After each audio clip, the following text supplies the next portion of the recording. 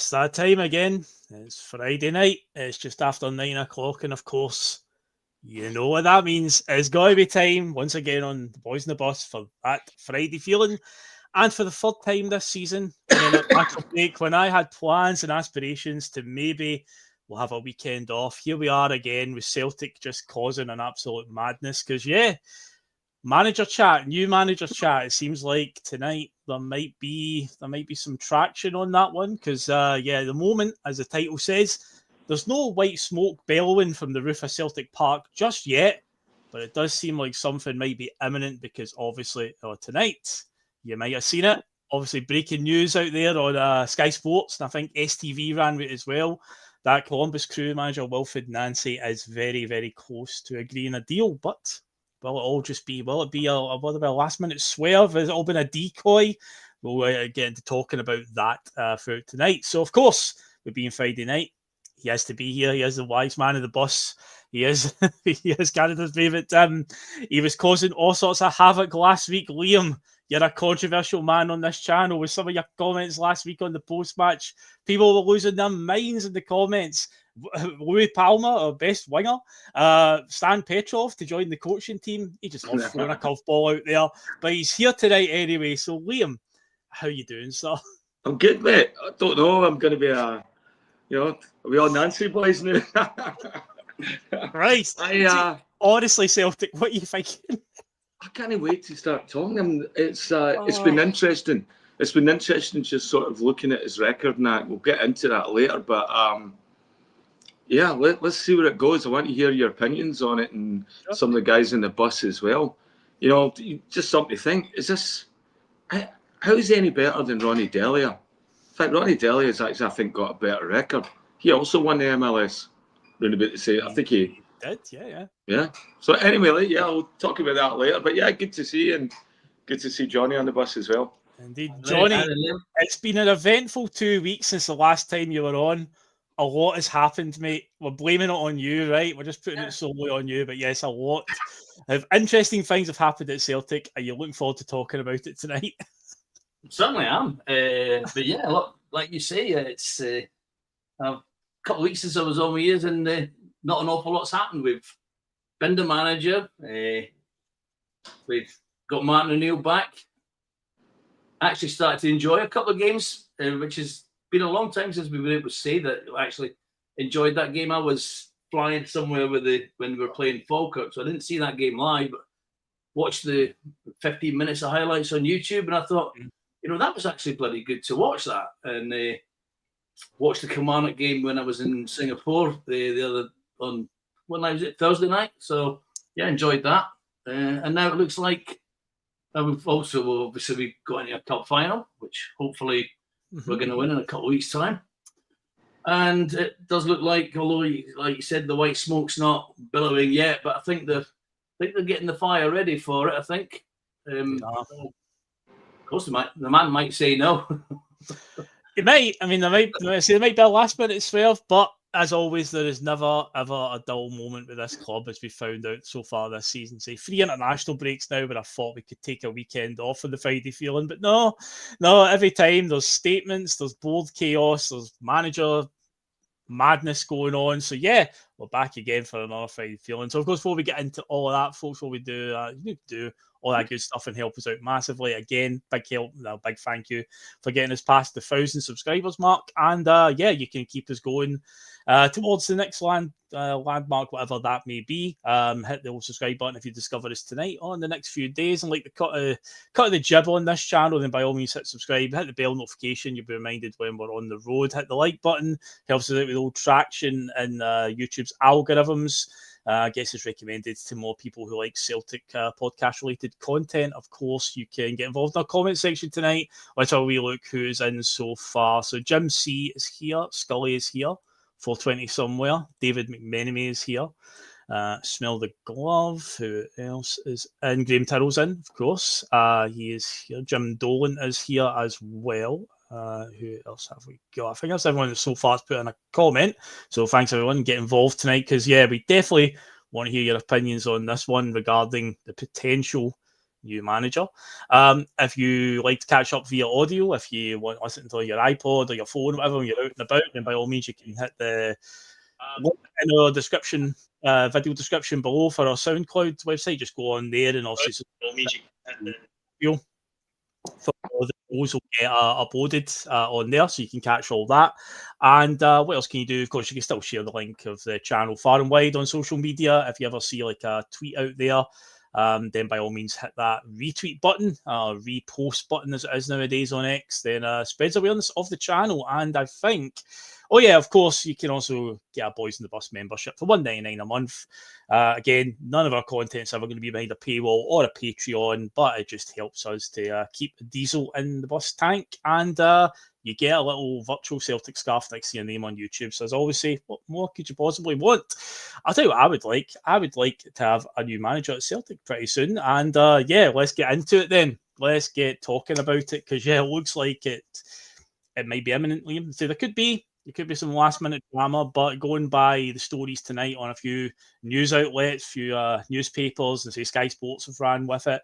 STV's news had it tonight. Interesting enough, BBC Scotland's news didn't feature the story, and they're on after STV, and it was about an hour after the story came out. But it does look like Columbus Crew manager Wilfried Nancy is going to be appointed as Celtic manager. Seems to be the front runner, according to the article on the Daily Record, and I'm finding this bit hard to believe. Shock horror. Apparently, he was Dermot Desmond's number one target for a long time. Even before Brendan Rodgers left, apparently Dermot Desmond had sounded him out. I don't know. I'm not on that one there, Liam. A wee bit sceptical on that one. I can't imagine Dermot Desmond being probably even knowing who this guy is. But of course, we did see through the week as well, Liam, that with Celtic being Celtic, there has to be a link somewhere. There has to be somebody within the club that knows somebody who knows somebody. And apparently, Paul Tisdale, head of recruitment, chief scout, whatever he is, I don't know what his official role is. Apparently, he worked with the guy who is the assistant manager right now to Wilfried Nancy once upon a time at Exeter City. I think that was the tedious link. So, of course, naturally, many people's spider sense was tingling on that one. So maybe it's like, oh, it's a lazy appointment. Of course, you can look at the parallels to that, the Ange appointment. Obviously, Mark Lawwell, City Group connections, Yokohama were part of the City Group and all that. Somebody who knows somebody. A reference, essentially. But yeah, that seems to be where this has all came from. So I don't think for a second he was ever Dermot Desmond's number one choice, but it seems like it's edging closer. Liam, how are you feeling about it? Oh, yeah, the place. And the more stuff I read, the more confused I am. Like when it was first, I seen it. I saw Montreal Celtic, who's on Twitter. They were right away. Oh no, he's murder. One guy didn't rate him, right? I don't know. Like as far as comparing him to Ange, like thinking that we're getting like for like, I think Ange actually shaded it with actually having managed in the World Cup and managing an international team, So, I mean, I was optimistic of what we were getting there from Ange. So it used to be Terry Henry's assistant when he was to first get to Montreal. I mean, Montreal was a no bad team. The Canada Cup thing and all that, honestly, that's there's amateur teams in that. I've played in Canada Cups years ago. Yeah. So it's no like it's more like an FA Cup knockout. Yeah, I was going to just draw a comparison to that, because I know over here in the UK in England's pyramid, you've got teams like Wrexham and that who are obviously Welsh but playing, but some of the Welsh teams that play in England's football leagues can play in the Welsh FA Cup. And when I read up on this thing with Montreal, it kind of reeked to that, where they're an MLS team, they take part in the MLS, which is Americans and some Canadian teams, but they can participate in this like Canadian FA Cup type thing, and they've happened to have won that along the way. Yeah, and so it's still hard to win. I mean, it's good players here and that, but it's no level of like Europe or that. And and then he seems like he's done pretty well. So he's did all right. He did have AJ in his squad, by the way, and he had Victor Wanyama as well. So know a bit about us. Paul Tisdale connections, interesting. the Dermot saying that he's had him for like in mind since before Rodgers left. It's just pure bollocks. Unless this guy's got an unbelievable golf handicap, or he's also a part-time caddy or something like that. I don't know how he's even on Dermot's radar. You know, I didn't even know Dermot watched football. Maybe he's got an Irish granny or something, because to me, Dermot Desmond only really knows Irish contacts, and that's it. So I'm like, yeah, I'm very tedious in believing that one when I read it in the Daily Records article. And I'm not calling for suit and brown brogues and that, but I'm just I like my Celtic manager to look a little less like Puff Daddy. I mean, you know, that could be some. You know. Yeah. He does have a wee bit of resemblance to him, doesn't he? Does actually, yeah, he does like the old the turtlenecks I noticed as well. Which now you point it out, I can't unsee it. Yeah, you just have to watch the trailer. extra bags of baby oil being thrown about the park. Who knows? This is taking a turn. This is getting worse. Oh no, Johnny, save me. Johnny, save us. Give us some. What's your takes on it all? So well, my take on it, I said to you, I'm right down the middle with this one at the minute. I'm not excited about it. I'm not raging about it. Was he my first choice? No. Was he my second choice? No. I'm talking about of this list that we seen that was in the papers, the bookies list and that. But interestingly, my first choice was the same as the judge over on the Bhoys bus. I was watching him last night, and my first choice was Nicky Hayne, but that was always going to be unrealistic anyway, because he was not going to leave Club Bruges for us under any circumstances. But I did do a little comparison tonight between the two, and I've only took it from 2001 when Nicky Hayne was appointed the manager of Haverfordwest County in Wales. Okay. And this was in 2001. So in the Welsh League. Now, I don't think I could name any other team from the Welsh League, to be honest with you.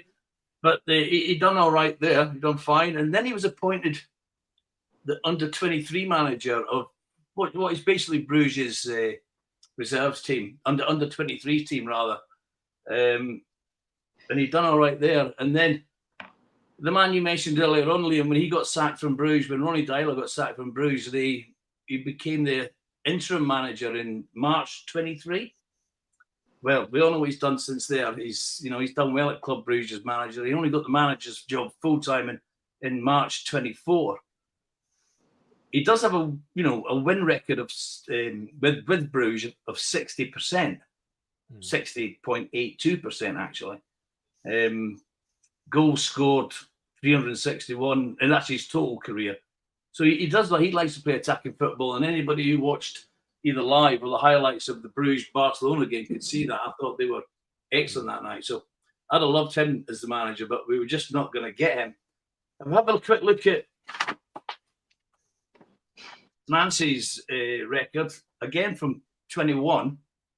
Mm-hmm. Obviously, you've already spoke about him in Montreal there, Liam, where he apparently done quite well with him and made them in a decent outfit. And then went to Columbus Crew, where he had at Columbus Crew, he had a 50.74% record of winning. But he does seem to have had quite a bit of success with them in the 2 years he's been there. I mean, he's won the MLS Cup and the MLS Leagues Cups. Now, you'll probably know more about that league and those standard of league, Liam, than we do. But when I look at the two of them and I think to myself, well, actually, Nicky Hayden, who was the one I would have preferred to get if we could have, in that sort of same time frame, in a higher level of league. So, well, I'm assuming it's a higher level of league, Liam. You might be able to tell us different. I don't really know the standard of the Belgian league, but he's done well there. So, but I think we're gonna have to just see how this pans out. But what I will say is he has got no leeway for settling in period. He's got to win from hitting the ground, and we've got a tough run of matches over the next 4 or 5 games. We've got St. Mirren, we've got Feyenoord, Then is it the Cup? We've got Hibs at Easter Oh, Road. Hibs, and then St Mirren again in the Cup. And that's a tough 4 games, and we don't want to lose any of them. And if I had to pick one that we would lose, it'd be the European one against Feyenoord, because we're already done and dusted with that as far as I can make out. That's already gone. But then we'll just get to see, can they do it in Europe? You lost the European match, blah blah blah. So the other options I'd have liked was Knutsen, but I don't think he's ever gonna. I don't think he was ever gonna leave that club. I think he's too well entrenched in that league and the way that club runs. And there's other people have said on various pods, he's a part of the success there, and he's a vital cog in it, obviously. Yeah. He's a part of it, and everything else around about it works well. Whereas if he comes into Celtic, he'll be a part of it. But let's just say our engine could do with quite a lot of oil to get it running smoothly. And one man's not going to make a difference. So I think we're just going to have to, people, like you said, Liam, comparing him with Ange, I don't think you can compare it at all. Maybe his style of play, I don't know, might be similar. But Ange Postecoglou had 25 years of experience. He'd Boston World Cups. He'd won championships in Japan. He'd won He won the Asian Cup with Australia. So he had far more experience. And despite that, none of us had a clue who he was when he signed for us. So I think we're just going to have to. I don't like to say this, but we're going to have to trust this board that they get this one right, and that they've got this one right. And I think the very fact that Tisdale's involved there, or apparently involved, is already put in behind the 8 ball before he starts, because that's a big black mark for everybody, as far as I'm concerned. Like, because we haven't figured out what this guy does in the last 18 months he's been there. Still a mystery. So that's where I am with it. I think it's just straight down the middle. I think David's put in our WhatsApp group a bit more information about Nancy and what he's likely to be like. But I'm quite zen about it, really. We'll just wait and see and hope that we've got it right, and hope that he seems to play good attacking football. I think his defence sort of needs sorted out, but Yeah, I'm a bit the same as you, Johnny, with that one. I don't really know how I feel, if I'm, up or down about it, just very much in the middle. If it does happen, then if that's the route the club are going down, then yeah, so be it. I guess we just go with it. In terms of the style of play, one thing that has been, I don't want to say it's a red flag, but it keeps talking about any reports I've read about this style of play that he's got, this 3-4-3, and that formation to me is a big red flag, because the first person that comes to mind, I think about the predicament he's been in for the last year, is the Man United manager, Ruben Amorim, who came to Man United, wanted to play a 3-4-3, and he seems like a guy that's very much, I'm going to play this way regardless of the personnel, and that's been one of Man United's biggest problems, is they ain't got the players to play it, but he just digs his heels in, and I really hope that Wilfried Nancy does have a backup plan, because if he comes in and looks at this squad and thinks, I'm going to play this way regardless, we've been down this road before with some managers, Brendan very recently, even Ange, as good as Ange was, it was very much a case of, Liam, plan A is plan A, but plan B is just do plan A better. And it's like, when I read this about Wilfried Nancy, I was like, okay, 3-4-3 is a bit of an unconventional formation. So it's very much what Man United, Ruben Amorim. So that's why it's always in my head when I see that. And I think about what he's been going through. And I'm like, I really hope if this does happen and he comes in with this vision that I'm going to play this, and the players aren't quite to the standards. One, obviously the board have to give him what he wants to, get that system working if he's going to stick by it. And two, if it isn't working with what he's got right now, William, I really hope he's got a plan B then, if that's the case. Well, I think that plan B should be coming his backroom staff. I think for him to bring in a new style of football for this team, we've not played with a back three for donkey's years, right? Yeah.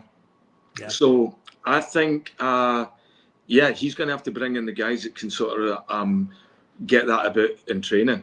And I think that's going to show you what sort of appointment this is right away. If there might have to be a sacrifice, and that might be in a Strachan. We've already seen Kennedy left. Not a peep, nothing. Him and Brendan, I don't know if they're going to team up together again, and maybe they're down interviewing in Saudi Arabia, or maybe over here in the MLS now that the season's ending up as well. Maybe in Swansea. There's talk of Brendan rocking up at Swansea. They're looking for a manager, so keep your eye on that one as well. Well, there you go. Darren O'Day's down there, isn't he? Snoop Dogg's there, mate. We're even tighter with him. So Jesus. Snoop says Swansea, so that would make perfect sense, Probably on Roger's radar. Yeah, so I think it's going to see if he brings his backroom staff in. I think we'll know right away if it's a serious appointment or no. Nothing against Gavin Strachan personally and all that, but it's just like you feel there needs to be change. And I'm hoping that as well that this is the catalyst for many changes. We needed to get rid of Rodgers. He wasn't helping us, and it looked like he was holding us back, and it was grievance and grudges and all that. And yeah, I don't know, he just doesn't have that maturity where he lets it into his work, where he ended up damaging the team by holding on to this mindset and that. So, I'm hoping this guy's no a yes man. It looks like he had a bust up with the Columbus chairman a couple of times, and and the toys came out the pram, and I think it was like the players talked to him to come back in. That was either Columbus or Montreal. So that's really interesting. Johnny, you were asking about the MLS and the standard. Lewis Morgan went over there and absolutely tore it up. Big Gigi was the highest goal scorer. Patrick Clement went over and had a half-decent career in MLS. It's one of these things that's there's outliers. It's played at a rapid speed.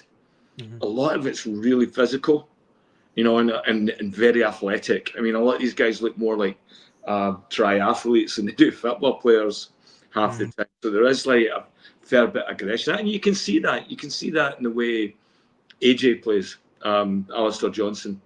You can see that in his game. That's a very typical, robust North American type player. And so it'll be interesting to see which of these guys he's got an eye on. And it might all not be American players. There's a lot of South American, Mexican, and Central American players, guys from Honduras and all that could be up and coming. We got notified for Emilio through Toronto FC.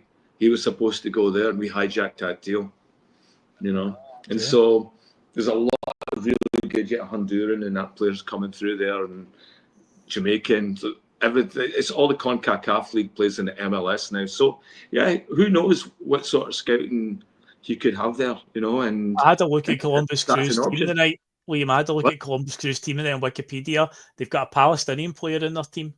I noticed as well. There's all the flags on Wikipedia next to all the names. I think he's like a striker that they've got. Plays for the Palestinian national team as well.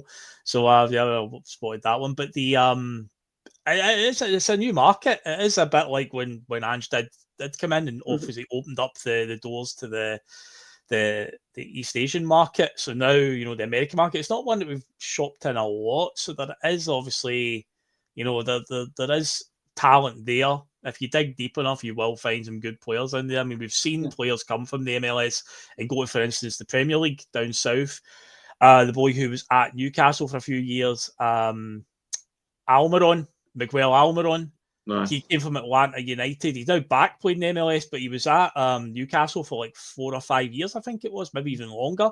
But there was one season in particular, just a few years ago, when he was absolutely dynamite for Newcastle. So there's players that have played in the MLS that have came over to these shows and have done really well. I say down in the English Premier League, which is regarded by many as the best league in the world. So there is talent there, but would you trust our scouts to find them? Hopefully, well, Liam has been pushing the some of the MLS players over the last few months. There's one in particular, I can't remember his name, but Diego Luna.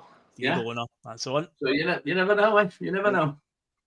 Well, I was going to write up this one just a second ago, just going on from what you said there, Liam, about the backroom staff and whatnot.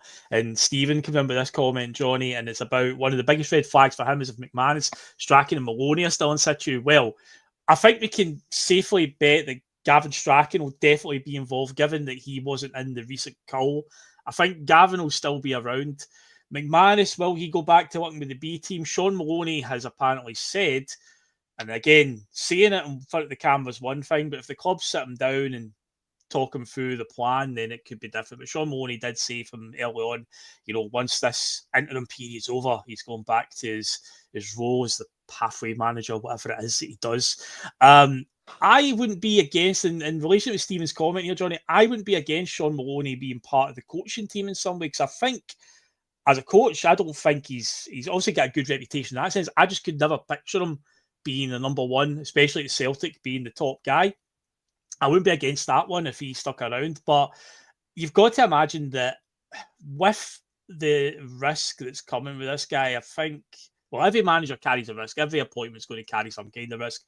I would like to think, and this is a very naive thing for me to say, that the Celtic board will allow him to have some of his own staff brought in instead of, here's your backroom team, take it, this is what you're getting. I'd like to think that, he can bring some of his guys in as well as keeping a safe. A Maloney or something stays on his backroom team. I'm no too against that. Johnny, how are you feeling about that side of it? How do you think the board will, if it is Wilfried Nancy, then do you think it'll just be a case of, here you go, you're getting these three, whether you like it or not? Or do you think they would allow him the chance to bring in some of his own guys? Well, I hope they do. And I did read somewhere that, he would likely want to bring his assistant, was it Ampadu? Ampadu, yeah. Whose son plays at Leeds now, doesn't he? But I said on here before when we were talking about whether the likelihood of Brendan extending his contract and staying for next year, that if he didn't, I didn't want just Brendan to go, I wanted them all to go, because, well, maybe not so much Strachan as far as how long he's been there, but the rest of them have been there for years. I mean, Kennedy was heading up towards 20 odd years association with with Celtic as a player, as a youth coach and whatnot. Strachan, I think who brought Strachan in again? Was it? Strachan came in before Ange, wasn't it? Yeah, he was there when Neil Lennon was there the second time around, because we were so close to signing Ivan Toney, and he had been at Peterborough United, and that was the link there. So he was definitely there when Lennon was there second time around. That's right, yeah. So I would like to think that he'll be allowed to bring in at least one of his own team, and of his Ampadu seems to have worked with him at Montreal and at Columbus Crew, so these seem like they might be a bit of a partnership. I'm a bit like you as far as Maloney goes.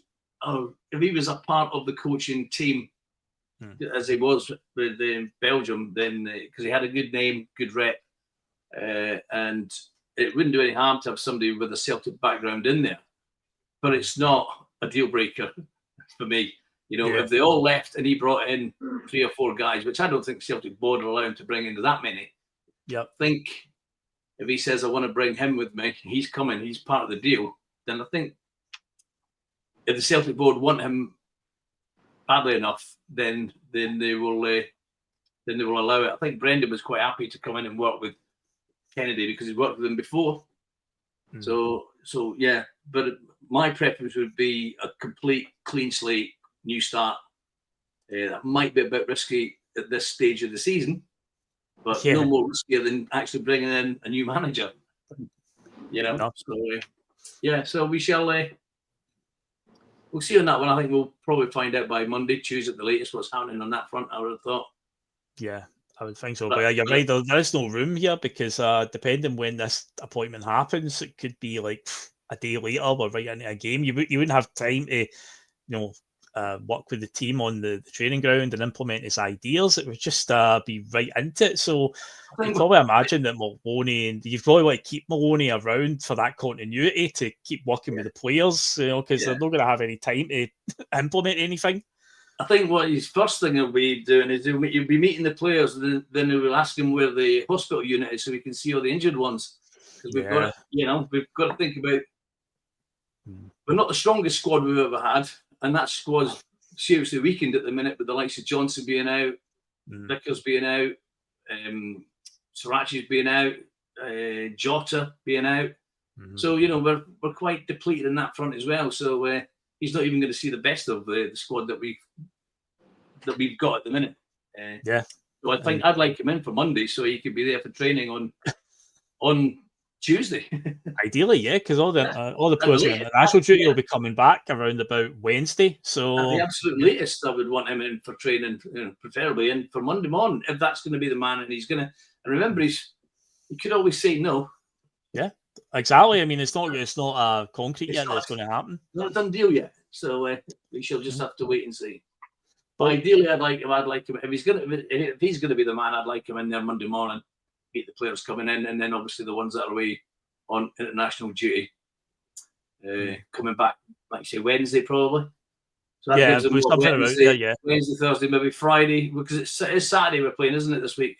We're playing Saturday night. We've got an 8 o'clock kickoff on Saturday night in Paisley. That 8 o'clock kickoff.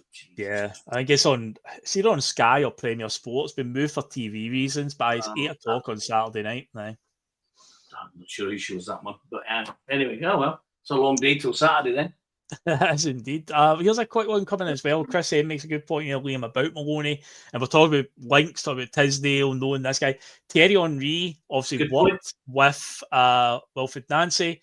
Thierry Henry's obviously worked with the Belgian setup as well, so he'll know Shaun Maloney. So maybe Thierry will have a word in Wilfried Nancy's ear if it is indeed happening, and say about keeping him on board. But I'd say I'm totally fine with if Maloney stayed on. So I say my gripe was I just couldn't see a world where he'd be the number one guy. He just didn't fit as a coach. I think when it comes to analytics side and stuff, I think Maloney's got a good brain for it there, but yeah, I just couldn't see him as that leader in the dressing room. You need a really stirring team talk.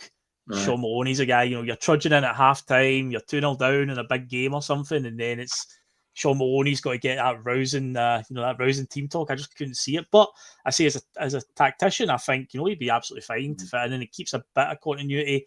But yeah, I do think Gavin Strachan will still be here. So, but that could be a link. I don't think McManus has done anything to that I'm aware of to say that move him up the pecking order because he's coaching the B team, isn't he? Yeah, he's one of the coaches with the B team. I don't think it's not like we've been getting B team players pushing the way through and into the first team and leaving managers with no choice but to pick them, due to the stunning coaching they've been getting. So I don't see him being ready to, if ever, to be fair, moving up to work with the first team as a regular first team coach. No, I'd just say the way the B team reputation is these days. I don't think McManus has done that great. But to be fair, I've said enough times about the system that they play in. It's not the best for their development. To be honest, a lot of the times it just feels like a glorified friendly they're playing because they can't get promoted from the league they're in. Fallon Partridge already came out with Borough Wilfried as the nickname for him. Of course, it fits right away. It was the first thing I thought as well when I saw obviously Wilfried and Nancy linked with us. I was like, Wilfried, Borough Wilfried, Borough Wilfried. Yeah, all kind of fits. Cara Grace coming with here's a worrying comment. If he doesn't take it, then Robbie Keane's next up. I heard something about that earlier on as well, where it was like, again, just on one of these many WhatsApp groups that I'm in, and it was like, I've heard a story through that if it doesn't happen, that they're going to turn to Robbie Keane next. And again, I know Robbie Keane apparently he's won a few trophies at different clubs he's been at, but I think he'd be off to a really bad start with a massive contingent of the Celtic fans, given where one of his previous jobs was and some of the comments he made while in that job to defend his decision to go and work there. So I don't think that'd be a good idea. But at the same time, Liam, that would be a very Dermot Desmond move. Because again, when I was reading that report earlier, that Wilfried Nancy was Dermot Desmond's number one choice, I was like, no, Robbie Keane will surely be his number one choice. It just fits that. But that is a thought I think Celtic should definitely distance themselves with everything that's going on right now between the fans and the hierarchy at the club. Yeah, it would be a bit of a disastrous move, that one, if they appointed Robbie Keane, wouldn't it? Well, it's just, that's the only thing that worries me about Brother Wilfried, which I like. Yeah, why is the board still getting involved in football matters? Why are we worried he won't be allowed to pick his own backroom staff? Because the board's got a better idea what he's going to need to implement the change that we so badly need? No, they're not. In fact, right now, I think this is just part of like we're seeing the second part of the trifecta here, right? Of the three parts. The third part is now we have to look at changes within the board as well. Yeah. The board, the people that run the club, we just have to see some modern thinking. And maybe this is the first and the start of it, right? If you want to look at the positive, the negative part is it's like, go back. Why is Dermot picking the manager? Going back to what I said earlier, I mean, you could probably pick out a good pro golfer, or a caddy, or a golf buggy for you. No bother, blindfolded. But football managers, I don't know. It's like, why we, and that's what you just said about, a thing about Keane, Robbie Keane. It's like the same thing. It's like, well, what do you know Dermot other than he's Irish, and you probably had a couple of, glasses of wine with him at a fancy do or something like that, or you know what I mean, like Irish Sportsman of the Year or something. I don't even know if Dermot goes to these things, but yeah, it's just like it just seems like for a minority shareholder, just has so much decision, so much is about is us running about hoping he'll think well of us to get us the manager we need in that. And anyway, we'll see. So the next part is, he's got to bring in his own guys, and then we have to see where else the board goes. I mean, Shaun Maloney on the board of directors, is that what he's hanging about for? Oh, geez. Is he going into a football management thing?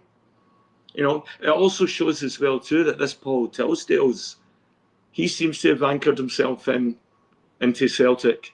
Yeah. Where he's now got Desmond's here. Mm-hmm. Okay. All right. Well, at least it's a football guy. Well, I don't know. I mean, I know absolutely hee-haw about Paul Tillsdale. Other than, where was he, Exeter or something like that? Or yeah.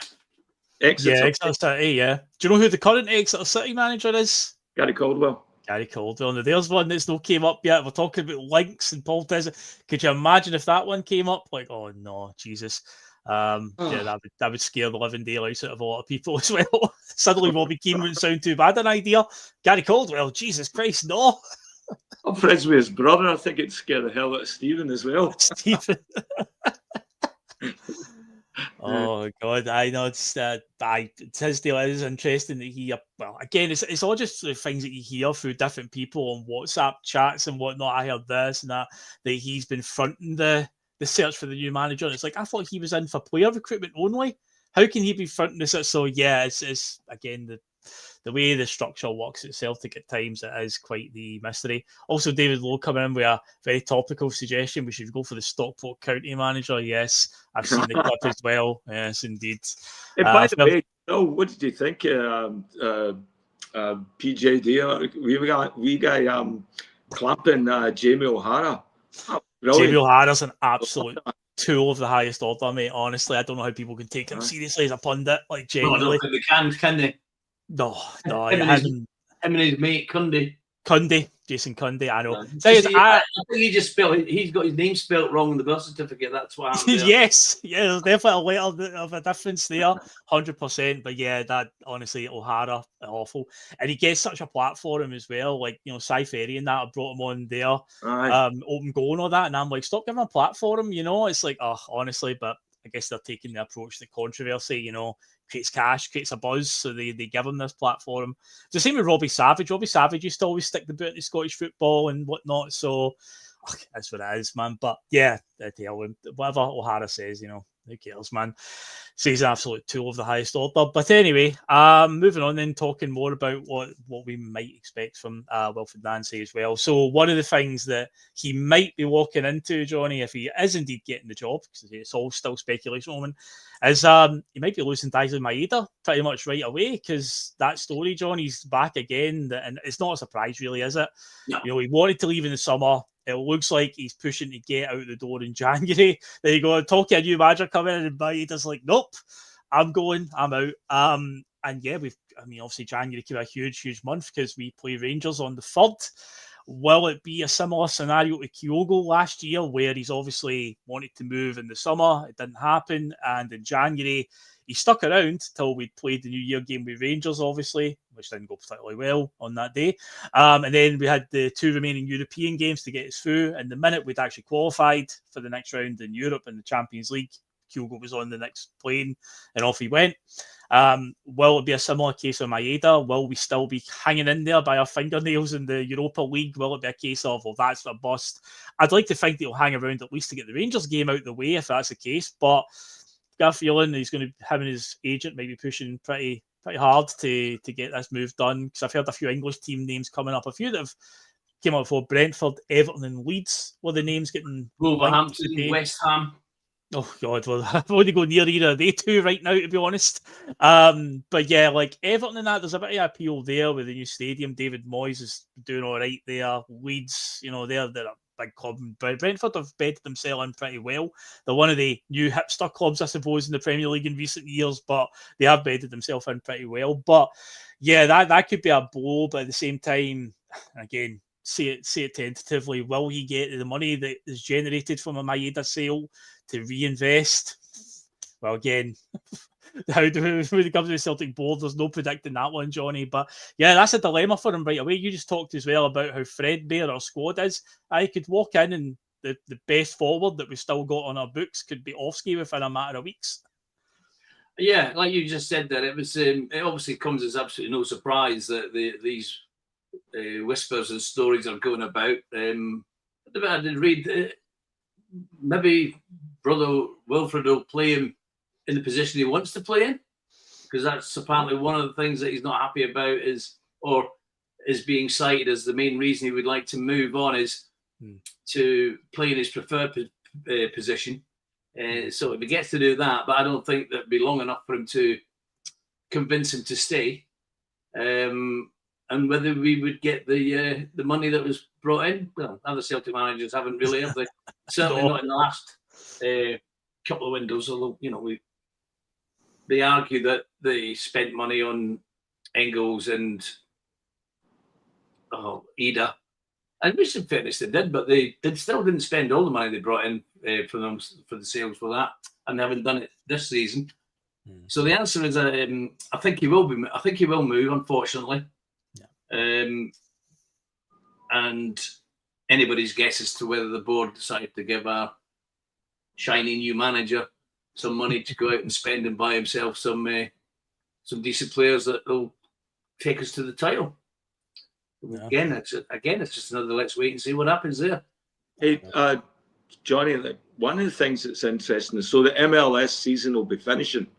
So just like we had the 2 players coming in for Japan on the 1st of January, there's a very good, if he identifies that there's a couple of MLS players he wants, then that would be, we will be able to get them in Glasgow embedded so that they just show up and bang, they're ready to go, same way we did it before.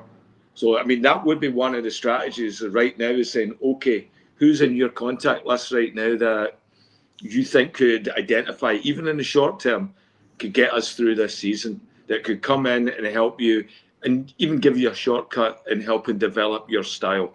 You know, is centre back you need? What do you need that's going to do that? By the way, seen this rumour Kasper Schmeichel renewing a contract, and Sinisalo was interviewed by he's playing with Finland, and he says, he is worried about his lack of playing time. That's so. You know, I'd hate for us to go into January. Well, first of all, I don't want to see Schmeichel signing a new contract or getting re-signed until we got a manager in for a start. Yeah. Right. So, you know, I don't know where that's coming from, but I'd be worried as well about losing Sinisalo because I've got high hopes for Sinisalo. I think we could be sitting on something. I mean, he's not playing for us, but he's playing for, I don't know if he's playing for Finland this weekend, but he's in the squad and he's with the team. So what I don't want is Sinisalo becoming the next Shea Given. Oh yeah, that's right. Yeah. There was another one we lost as well. Who was the big American keeper we had at one point? Brad Friedel. Brad Friedel was in our books for a bit, wasn't he? Yeah. Aye, so it was. Aye. He was incredible in the Premier League. Guy with Blackburn, Liverpool, Tottenham. He played for a whole bunch of teams, didn't he? Yeah, he was a good one. Just a point as well about the January window, and Brown Warrior brings this up. As long as the new management team is in place for Christmas period, that's what really matters. We can't be going into January with interim managers in charge, and that's something I was saying a couple of weeks ago about the whole interim thing. If for instance, Martin O'Neill and Shaun Maloney were given it to the end of the season, which could still very much happen, we wouldn't rule it out at this stage, but they are a interim management team, so it's like, well, what happens in January? What do we do? Is it just loans that we bring in? It's like we're very, very much in a title race. As I pointed out a couple of times in recent weeks, whenever we're in a bit of a battle, suddenly the Celtic board will find that investment in January. Whenever we're sitting pretty at the top, suddenly they're like, oh no, well, we was dead hard to get deals done. But whenever we're up against it, it seems to be that they want to get players in to ensure that we keep our place at the top of the Scottish Premiership. And if we've got a manager that's interim, then how do they approach that? It would sort of lean into what I keep on worrying about and saying is that Shaun Maloney would be the full-time manager after this season. But anyway, either way, the point still remains about January, Liam, it being just so important that we have something in play, a permanent one. Because again, if it is going to be Wilfried Nancy, it could line up very, very well, as you say, with the MLS season ending in November.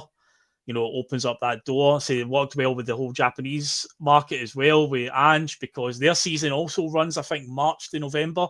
So it kind of always left the January window quite a good one. So maybe that's also part of Celtic's reasoning for looking in this market, where it's like they'd said in that absolute farce of a meeting that they had with the fan collective, and they were trying to justify things. I'm sure Mackay or Nicholson said that about they really like working or going to that market, the Japanese one, because it's the end of their season. So they're in an off season, so it's easier to get deals done. Maybe that's one of the reasons why they've turned to the MLS, Liam.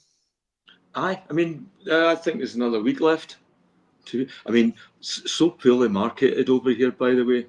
Like, I'm in Vancouver. Vancouver's in the playoffs. Wouldn't even know there's a game going on. I don't read papers, or you don't have newspaper boxes anywhere where you'd see something in the front. But yeah, it's just so poorly communicated there here right now. It's just, I never know when it's on. So I think they signed a deal with Apple TV or something a few years ago, which at the time looked like a great move, but apparently it's just not really worked out at all, and not everybody in Northern America's got Apple TV. So their audience is getting smaller and smaller. So yeah, it was good to get the money, I suppose, for their point of view. But in terms of the viewership and the longevity, it's kind of failing a wee bit. Well, it's interesting to see how that will go. There is I think it will end up being subscription-based type platforms. We'll hopefully be able to see Celtic on one day. Supposedly we're redoing Celtic TV. Oh, needs it. We're launching a newer version of Celtic TV, and I'm interested to see what shape that's going to take place. I mean, who knows? I mean, I really hope this is a positive step forward for the club to just start doing change. Just something for like moving forward, being a progressive club, and getting with the rest of the world in that, and getting their broadcast issues out there. I mean, that could be a massive golden egg for us, because there is a strong Celtic diaspora and Irish diaspora and Scottish all over the world that would probably gather more support if we had better access to games. And it's David talked about that ages ago in one of the early Bhoys Bus episodes, with like having an app.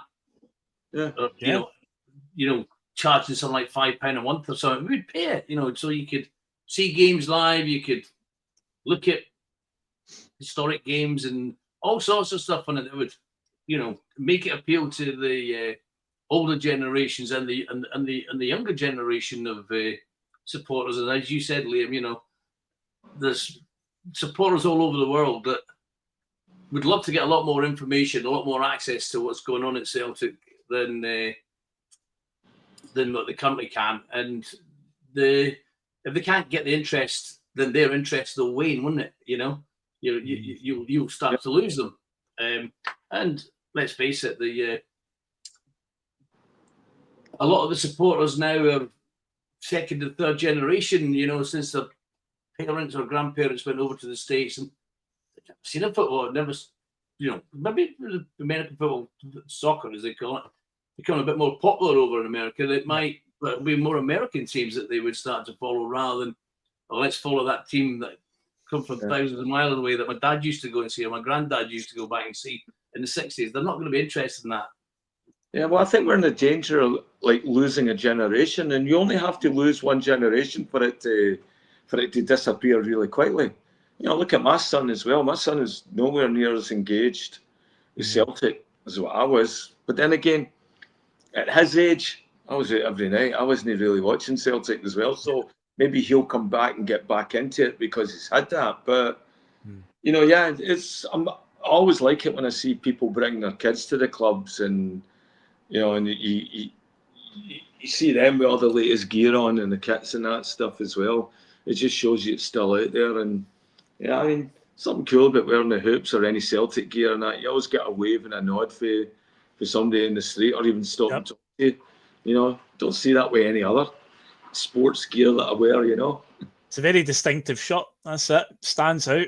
Always will garner attention. There'll always be somewhere, wherever you go, you see somebody on there'll always be somebody nearby that will know what it is and what team it is. And I've had it myself in America, you know, in the middle of nowhere and on a trip to Arizona to the Grand Canyon and stopping in one of these wee, you know, middle of nowhere towns, McDonald's. So you know, got off the Greyhound bus and a car pulls up at the car park and it was a guy who was on the plane with us flying over, a Scottish guy. And he stopped and he saw the Celtic shirt. And he's like, "You saw on the same plane as us on the way over." And again, it's just like, Celtic shirt just stands out. You just see it from a mile away. And you see it green and white hoops. You see it sometimes when you're watching a major sporting event on the telly, such as the Masters, or there was one that was the cricket. I think it was it the Ashes, and there was somebody in the Ashes sitting there who's got the. But you spot, it's like you said, you know, you see it and you spot it a while away. It's why I don't like them not wearing them when they're playing because that's what Celtic are. I'm sure I spotted one on the last day of the Ryder Cup as well because obviously Bob McIntyre's a Celtic fan, but at the end when the European players were all celebrating on the 18th green at the grandstand, there was a person with a Celtic shirt hanging over the edge of the grandstand with a Scotland flag, and it's just like Celtic shirt just stands out. You just see it. There was always one as well when Nakamura went to, who did he go to after us? Was it Espanyol? I think it was. He left us, and I'm sure there was always somebody with a Celtic shirt. Whenever you saw highlights of Espanyol and Nakamura was playing, there was always somebody in the same bit of the stadium always wearing a Celtic shirt as well. So it gets everywhere. We're absolutely everywhere. We just can't escape us at all. But yeah, in terms of just another few points I just wanted to make on Wilfried Nancy, because we're coming up to nearly an hour now. So it'd be quite funny if we do this whole show point I was talking about and he doesn't even get the job anyway, and it doesn't happen. But anyway, we've managed to fill an hour. Liam, MLS, right? Am I right in saying that the way it works is you can finish, for example, 8th and still be the champion? Because Americans love a playoff, don't they? And I think they've got it divided into an Eastern Conference and a Western Conference. So for whatever reason, because again, Americans just like to take like our sport, football, and the idea of winning the league, the team with the most points at the end of the season doesn't necessarily win the MLS over there. It's like, oh no, that's too simple. It's like the top 8 from the Eastern Conference and the Western Conference go into a playoff, and then that's when I saw that he'd won the MLS Cup. When you read it, when we read it, like when we see the word cup, we just think, oh, it's a knockout tournament. It's like the FA Cup, the Scottish Cup, whatever. No. But no, that's the actual league. The MLS Cup is the actual league trophy where you've got Eastern Conference, Western Conference, top 8. They both go into a playoff, and then Columbus Crew, I think it was in 2023, came through and beat Los Angeles FC in the final. And just to further complicate things, when I read up on what he's also won the League Cup, because they do actually have an individual cup competition in the MLS as well, which I think incorporates teams outside the MLS. So it's all sorts of teams in North America, but he's won that as well. So he's won basically both domestic trophies you can win in the USA. He's won that one in Canada, the sort of like FA Cup they've got. And I think as well, Liam, did he get to like the equivalent of the North American Champions League final, but lost to one of the Mexican teams? I think Cruz Azul, but I think he got to the Azul. semis. I think he got to the semis. Right. I mean, I'm interested to see what he's like. I've never even heard him speak. Has he got a heavy French accent? I've not heard him speak neither. I've not watched any of his interviews yet at all. I've generally not heard him speak neither. I really do hope he has. I heard someday, I think it might have been Hamish Carton on Celtic AM said that he's got a really deep accent as well. So, like I say, I've not heard him at all. So we'll see. We'll see if he gets unveiled. Then, yeah, we'll hear him then. But no, I've not watched any of his interviews yet or nothing. So I'm as much mystery as you right now. Yeah, well, you're right. If it isn't him, oh, well, we've learned a lot about him today, haven't we?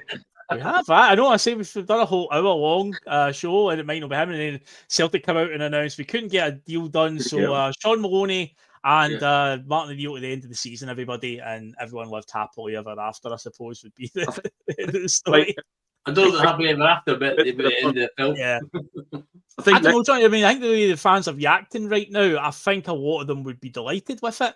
And as I say, I'm a bit more cynical on it. Like, I think in the short term, I think it's been a good fit right now to patch up things because, yeah, we've been a bit of a ride this season. It is an awkward one for us, a bit of a double-edged sword, that one, because, yeah, as I said at the start of the show, I was, actually, it was great just to enjoy watching Celtic playing again, and hopefully we're going to continue watching and enjoying watching them play, whether it be under O'Neill or whether it be Nancy. It'd be great. Yeah, I think O'Neill would do a good job for us, but it's the long term. Yeah, that would then be the concern. So it might be fine for the short term, but what we're going to do with a transfer window in January, if you've got an interim manager and trying to, I don't know whether it'd be a problem convincing players to come to you, because at the end of the day, as those that signed for us during the summer have found out, they've played something like 12 or 15 games under one manager. Now they're looking at potentially the third manager before Christmas. So, but it's just be the long-term planning and the long-term contracts of players that would be my concern. So, yeah, I'm loving having Martin O'Neill back here. He's made it quite clear that he doesn't expect to be here the other side of Christmas, and in fact, he doesn't really expect to be here the other side of the international break. So, I think no surprise for you, Martin. One way or another, we're going to have a different manager, whether it be Nancy or whether it be somebody else. Remains to be seen. But now that we've gone down this road, I hope it gets completed, and it gets completed soon. Yeah, it needs to happen very, very soon. And Liam, don't be getting me wrong, it'd be lovely to see Martin O'Neill lift the League Cup, but we need to get manager in. That's exactly what I was just going to go to next on that one, because there is this. Do you want an amazing bit of football trivia, a start for you, Liam, that could potentially happen if we do appoint Wilfried Nancy or any other manager? I say it could change, it could be somebody else, but if we did do that, Celtic go on and win the League Cup at the start of December against St Mirren, and Celtic will have had a different manager for the quarterfinals, the semi-finals, and the final. I don't think many teams could have said that they not that that's necessarily a good thing. That's a sign of instability, to say the least.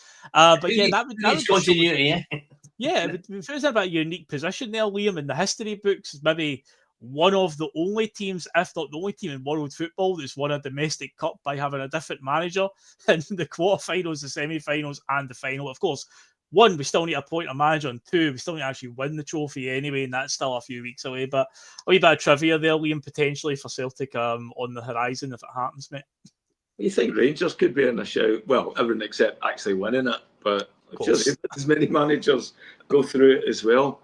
Interesting time. I didn't think at the beginning of the year we'd both be on rookie managers and stuff. And it's interesting to hear some of the comparisons as well between Rowe and Nancy, or brother Wilfried. Because, they think they've outclassed us as far as signing a manager. I don't know, maybe they have, but it's yet to see. I know he couldn't beat Martin, so no, he couldn't. No, I hope they bring Martin back and Shaun Maloney. There's some sort of recognition at the cup final. Maybe not at the beginning of the game, but after we win it, wouldn't it be nice if O'Neill and Maloney went up with the team to help lift the cup, at Hampden, or just be there? Yeah. I think definitely. Yeah, just nice way to just sort of recognise him. I like Maloney as well for stepping up as well. I was never like a big Maloney fan. He was always that guy that was skying the boy at the bar in the UFO Cup final with Seville. Oh, that's right, yeah. On took that free kick. I was like, oh no, and he just wellied it. Yeah. And, but to see him come out and have such a presence on the pitch and all that, and just looking like a man that's matured into himself and that now, and yeah, so I'm thankful that he was there to do that. But that's it, pathway manager, whatever that role's going to be, see where that goes, Yeah, well, Ryan Rafferty's comment has been he's still not convinced it's going to. He's calling him Willie, but Wilfried Nancy. We'll wait and see. As I've said a few times today, it's not done yet, and you wouldn't rule it out that something dramatic happens, and it ends up being something totally left field or something very much expected. Hopefully not something like Neil Lennon. I don't think that will happen. Who else? What other easy one could they go to? Oh, we don't even want to contemplate it. I still feel that if Wilfried Nancy didn't happen, I think it would be O'Neill and Maloney at the end of the season. I think the club would just go with that. Because I think overall, I don't know about you two guys, but I just feel like the whole list of names that have been linked to us have been just generally a bit underwhelming. Now, I don't know if the club were to hold out and wait to the summer that maybe more appealing names will become available. Who knows? But yeah, I feel overall that it's not been great. But I think Celtic from my point of view as a fan, it's opened my eyes a wee bit, and I think Rangers fans have felt it with the way their management appointments have went in the last, obviously Russell Martin in the summer, and now with Danny Rowe. Big name managers are not queuing up to manage either Celtic or Rangers these days. It's just where we are, where we find ourselves in the football climate nowadays. That Scottish football, it is where it is. Remember, obviously, when we appointed Lenny second time around, and remember in the run up to that, it was all Rafa Benitez. Remember, there was this whole push that, Rafa Benitez is definitely happening, and well, evidently not. It didn't happen, and whether he was ever in contention, who knows? But this time around, you're not seeing names of that ilk even swirling around in the rumour mill or nothing. The managerial merry-go-round. It has been quite a flat sort of list, really. Knutsen obviously had a lot of appeal for what he's done at Bodo, but as you said, Johnny, what he's done there is because it's a well-oiled machine. They've got a great system there. Would he have stepped away from that? He has knocked back big jobs in the past because he seems to be in his comfort zone there. Would he have coped well in the pressure cooker that is Celtic in a game against Rangers and a game where the title fights go in the distance? If he's knocked back teams like Ajax and whatnot. Then you've got Kieran McKenna. His name came up, obviously. He's on a massive, massive wage, apparently. I mean, I think McKenna's he's still got a wee bit to do. I think he's done enough so far to intrigue me. But again, it still wasn't like, really, really excited by that. But again, I just think that's just the lay of the land, unfortunately, where we find ourselves. And it might very well be Wilfried Nancy. And if it is, then so be it. We get behind him and we back him to the hilt. And but I keep on just putting a caveat in this. It's not happened yet. There's no white smoke bellowing above Celtic Park at the moment. And yeah, we'll just need to watch this space. If there is any, obviously, breaking news, I'm sure every Celtic pod will come on with a live broadcast. We'll probably be included in that as well. But it seems to be, we'll see in the next few days. But usually I do a prediction at this point. I'll score you and say, let's predict the game. But obviously there is no game to predict. So Liam, here's my question for the prediction. Will Wilfried Nancy be the next Celtic manager? Yes or no? Or will we be talking about a last-minute swerve and it'll be something else? I saw Ronnie Dyler was 5-1. Ronnie Dyler. That's I think he'll be our next manager. Wilfried Nancy, yep. Won't come in. It'll be a plume tomorrow. We shall see if we promise spoke that. And Johnny, same question to you. Will it be Wilfried Nancy, or will there be a last minute bit of drama and it will change to something else? I think it will be him. And I was just going to add something to you. But when you spoke about the list that we've had of, or the alleged list, the list to replace Ange wasn't exactly, when I looked at it, I didn't think it was that inspiring. It had Maresca on it, and I was absolutely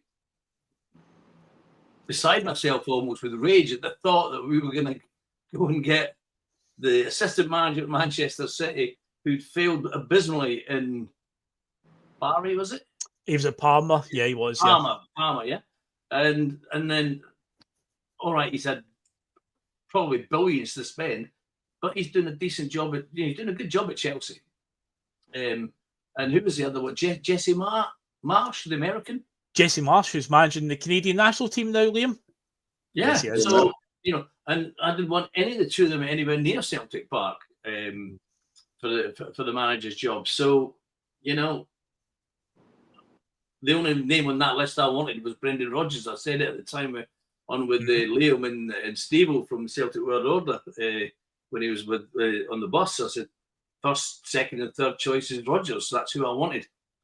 Didn't work out the way I thought it was going to work out when we actually got him. So, yeah, answer your question, I think it will be Brother Wilfried, and might not be tomorrow, Liam, but maybe it might be if you go back to our younger days, Liam, it would have been the main headlines on the Sunday morning, the Sunday Post and the Sunday Mail when you got out of bed to get the papers from behind the door. So I think Sunday might be announcement day.